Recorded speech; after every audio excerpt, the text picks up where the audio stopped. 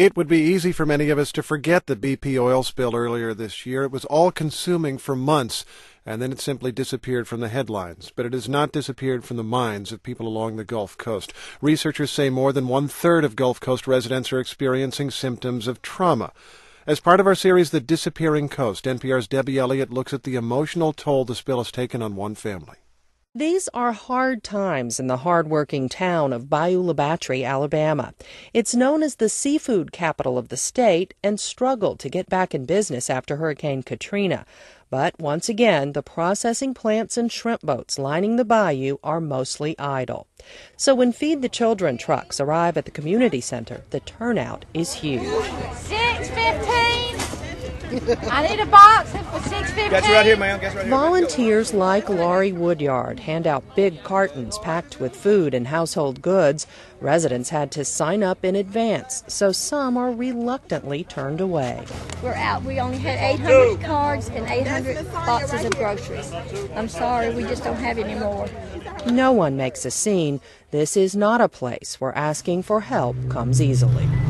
It almost makes you not even want to walk up and ask, because of how many times that I've had to do this and everything, and it's really hard when they send you away after you do, especially when you need it like I do.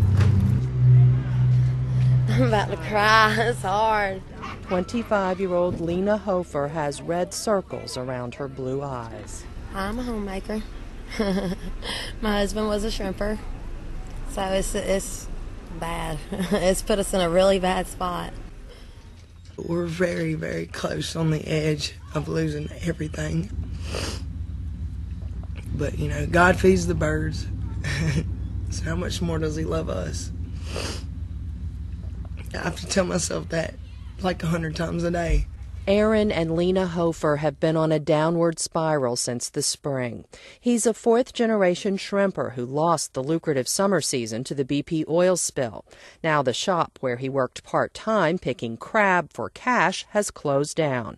They can no longer pay the rent, have signed up for food stamps, and are bouncing from home to home, staying with relatives. It's taking a toll on us. We've split up twice since it's happened.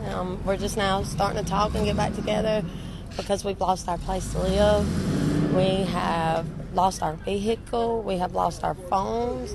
They've lost everything but their children. I have a 2-year-old and a 4-year-old. They're both boys, and they're the love of my life. They make me happier than anybody, and whenever I'm down about everything that's going on, I just look at them and know that I'll be all right as long as they're still in my life. If somebody takes my kids because I can't help myself, I don't know. It's hard to think about things like that. Hey, you want to jump? No. Don't fight. Don't fight. Aaron Hofer is playing with his 2 boys, Justin and Jordan, at a public playground just across the street from the Gulf where he once made his living. He worked on his uncle's shrimp boat. They had a good week when the waters reopened in the fall, but then broke a winch that hauls in the nets. So game over for this year. I lost my job. The boat's broke down. I'm homeless. My wife's living with my mother-in-law, her mother, and I'm living on a boat. Pretty much. It's hard. They don't understand. Why we got to stay with Aunt Mimi, and why do we have to stay with G Granny? Why we have to stay with Mama? Are we going to Billy's house? Or I want to go home. This is what they want. Our kids, they stress out. Since we've lost our place, my 2-year-old son has started biting his fingernails, and he holds his ears whenever, just the stress of life's come up, because he don't even want to hear it, and he's 2. He understands too much. Everything that happens with the parents, ultimately children are like little sponges. They see that, they hear that, they pick up on it. Shirley Foreman is the coordinator of children's services at the Gulf Coast Mental Health Center in Gulfport, Mississippi. She says more than a third of the 80 families they treat report oil spill-related trauma symptoms in their kids, such as anger, irritability, or acting out at school. They can't use their words because they may not be able to identify what they're feeling, so the only way they know how to tell us is by their behaviors. Foreman says the spill has had a spiraling trickle-down effect that disrupts the functioning of families. Aaron Hofer is 27 years old and an Iraq War veteran. He's in constant motion as he speaks, cracking his knuckles, munching on peanuts, or smoking a cigarette.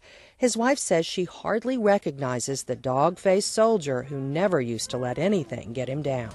He's taking this harder than he took Iraq, and he was at death's door every day over there, at risk of death every day. And because of him not being able to make it up out of this rut, it's just taking him down farther and farther. We have problems, we fight. Oh, Lord. 3 weeks ago, I had an outburst. I don't know where it came from. I yelled at my wife, her mother, and I ended up busting a window. Psychologists all along the Gulf Coast report an increase in the kind of problems the Hofers have: anger, anxiety, sleeplessness, and depression. Steve Burial with the Gulf Coast Mental Health Center says since the oil spill, people have been living in a prolonged state of uncertainty. It was totally unexpected, and people had no sense of control or no sense of how extensive the damage was going to be, how long-lasting it was. I don't think we have that closure at all yet. Burial and other psychologists believe they're only seeing a fraction of Gulf Coast residents suffering from trauma symptoms, in part because in many coastal working towns there's a stigma associated with seeking help of any kind, and particularly for mental health care. Part of the spirit of being a commercial fisherman has to do with independent thinking, being your own boss, being in control of yourself. I mean, these people are the last true hunter-gatherers on earth when you think about it. I mean, they have a sense of, I wouldn't say invincibility, but just a sense of, self-reliance. No matter what, we can handle it. Lena and Aaron Hofer have survived a lot in their 7 years of marriage, including Hurricane Katrina. They desperately want to believe they can handle this crisis, too. Aaron says he grew up hearing that you don't seek help from outsiders, but that you take care of your own. But he says that hasn't worked so well since the oil spill. Debbie Elliott, NPR News.